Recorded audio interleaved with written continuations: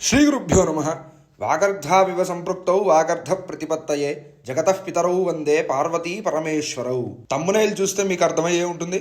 మార్గశిర మాసంలో ఆరుద్ర నక్షత్రం వచ్చే రోజున పరమేశ్వరుడికి ఎందుకు పూజ చేయాలి, ఆ రోజే అభిషేకం ఎందుకు చేసుకోవాలనే ఆలోచన గత 10 రోజులుగా అందరికీ మనస్సులో ప్రశ్నలాగానే ఉండిపోయింది. ఈ విషయమై శివపురాణం ఏం చెప్తుందంటే, యత్ పునఃస్తంభరూపేణ స్వావిరా సమహంపురా సకాలో మార్గశీర్షేతు స్యాత్ ఆర్ద్ర వృక్షమర్భకౌ.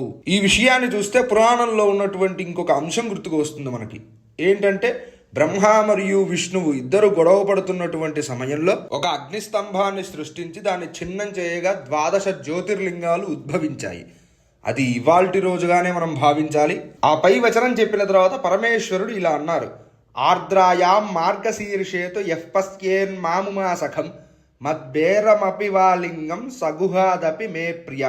మార్గశిర మాసం ఆరుద్ర నక్షత్రం వచ్చిన రోజున ఉమాదేవితో ఉన్న పరమేశ్వరుణ్ణి కానీ, లింగ రూపంలో ఉన్నటువంటి పరమేశ్వరుణ్ణి కానీ దర్శించినట్లయితే పరమేశ్వరుడు ఆ భక్తులని గుహ అంటే సుబ్రహ్మణ్య స్వామి కంటే ఎక్కువగా ప్రేమిస్తారు అని పరమేశ్వరుడి యొక్క వచనము. అలం దర్శన మాత్రేణ ఫలం తస్మిన్ దినే శుభే అభ్యర్చనం చేదధికం ఫలం వాచామ గోచరం.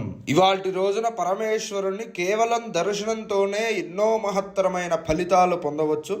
అభిషేకం చేసిన వారికి ఇంకా అమితమైన అసాధ్యమైన పనులు కూడా శీఘ్రంగా నెరవేరుతాయి. స్వస్తి.